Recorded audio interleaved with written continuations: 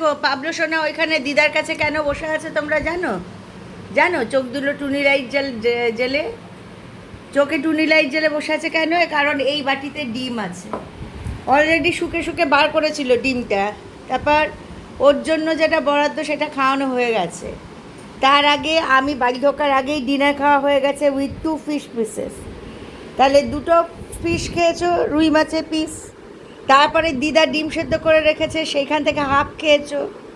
তো enough protein আর নয়, plus কী পেয়েছো? ভেট প্রো খেয়েছো, তাই তো?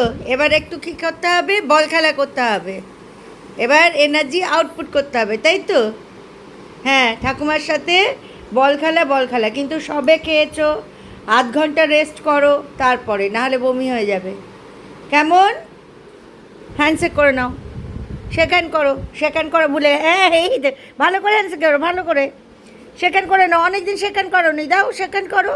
হ্যাঁ হ্যাঁ হ্যাঁ, শেখান করতে বলছো, আমার গায়ের মধ্যে ঢুকে যাচ্ছে। হ্যাঁ আচ্ছা, উঠে গিয়ে শেখান করবে তুমি। এসো এদিকে, এইদিকে এসো পাবলো।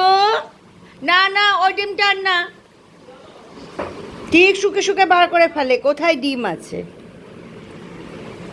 ডিম আছে কোথায়? মা, এই দিদার কাপে কিন্তু চা, গায়ে গরম চা পড়ে। ও দেখি তো কে এত দুষ্টুমি করে, কেন এত দুষ্টুমি করে দেখি তো, কেন এত দুষ্টুমি করে? তোমার বল কোথায় থাকে? বল, পাবলোর বল কোথায় থাকে? দেখিয়ে দাও তো, কোথায় থাকে পাবলোর বল? কোথায় থাকে বল? কই বল? কোন ব্যাগে থাকে? এই বাবার ওটা নতুন জুতো। হ্যাঁ